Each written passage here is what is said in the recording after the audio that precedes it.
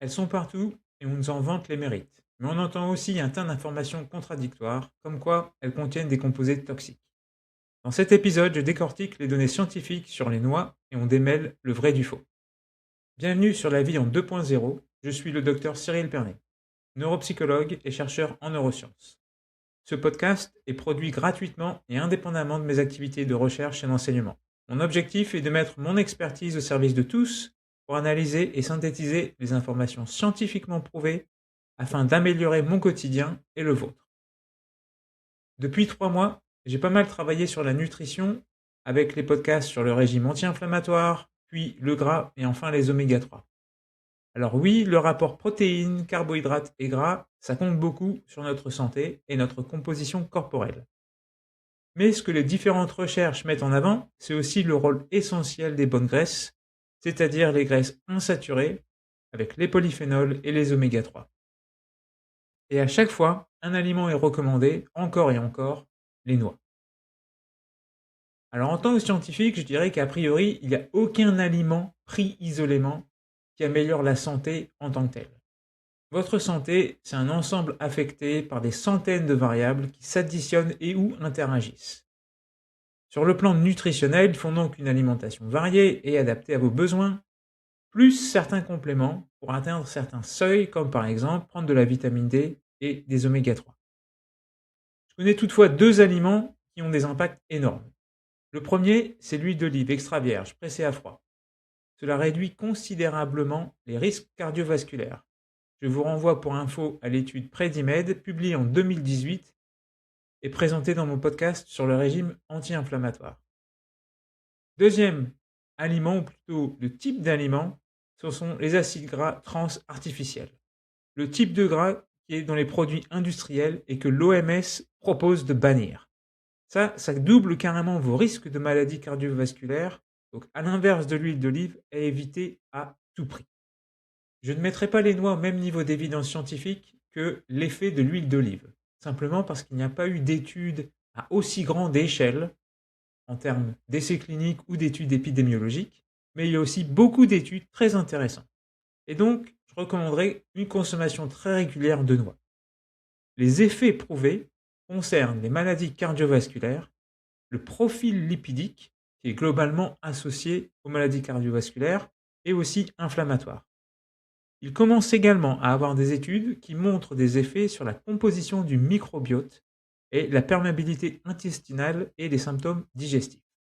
Pour les effets cardiovasculaires, je citerai ici l'étude de Liu et collaborateurs qui ont publié une revue et méta-analyse le mois dernier, en mars 2026, dans Archives of Cardiovascular Diseases, sur 63 études différentes. Ils montrent une réduction des risques associés à des problèmes vasculaires et ischémiques, et aussi une réduction des risques de mortalité associés aux maladies cardiovasculaires. Ils montrent également que le plus de noix vous consommez, le plus vous diminuez vos risques jusqu'à une consommation moyenne de 28 grammes. Les effets sur le profil lipidique sont aussi synthétisés dans une méta-analyse, cette fois de 113 essais cliniques, par Nishi et collaborateurs dans Nutrition, Metabolism and Cardiovascular Diseases, en mars 2025. Ils montrent que la consommation régulière de noix réduit le taux de LDL, surtout dans sa forme réduite, et cela n'affecte pas le HDL.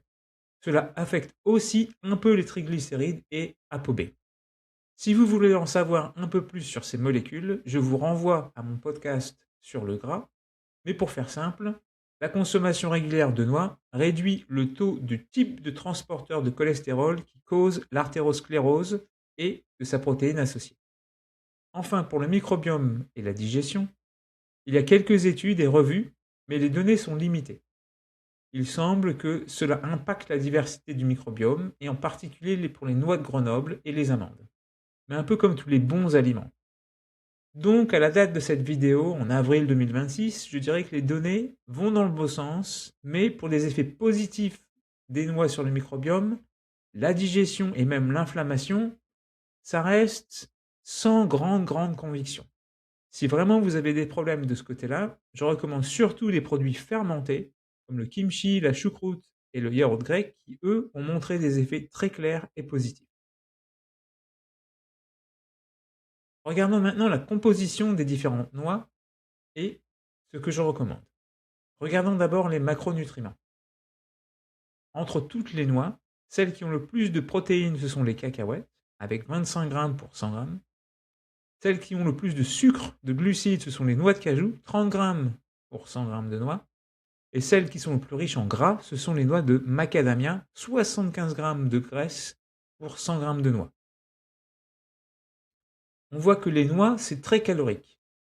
En fait, c'est 4 à 6 fois plus calorique qu'un steak de bœuf ou de poulet. Donc faites attention aux quantités. Ma recommandation, c'est de ne pas manger de noix comme snack. En snack, on va manger ça, on va prendre des grosses quantités. Parce qu'en fait, c'est pas assez rassasiant. Moi, je mange mes noix au petit déjeuner avec un café ou dans du porridge ou du yaourt grec. Et en général, je recommande que vous rajoutiez des noix dans quelque chose d'autre. Par exemple, ça marche très bien aussi en salade. Et si vraiment vous voulez grignoter des noix, genre en apéro ou en autre, choisissez plutôt des pistaches qui sont les moins caloriques et qui ont aussi le moins de sucre. Les cacahuètes, c'est pas mal aussi parce qu'il y a plus de protéines. Maintenant, si on regarde les différents micronutriments, qu'est-ce qu'on peut voir? On peut voir les amandes comme étant celles qui sont les plus riches en vitamine E, 25 mg. Ensuite, il y a les noix de Grenoble qui sont très intéressantes parce qu'elles sont très riches en oméga 3. Alors évidemment, elles ont plus d'oméga 6, mais ça reste un rapport intéressant oméga 3, oméga 6. Et enfin, il y a aussi les noix du Brésil qui ont beaucoup de magnésium et du sélénium, entre 100 et 400 microgrammes en fonction de l'origine de ces noix. Globalement, compte tenu des taux présentés, je dirais que 2 noix de Grenoble et 4 à 6 amandes apportent des oméga 3 intéressants et aussi de la vitamine E dont on a besoin. Plus spécifique pour les hommes, une noix de Brésil par jour va apporter du zinc et du sélénium pour la testostérone.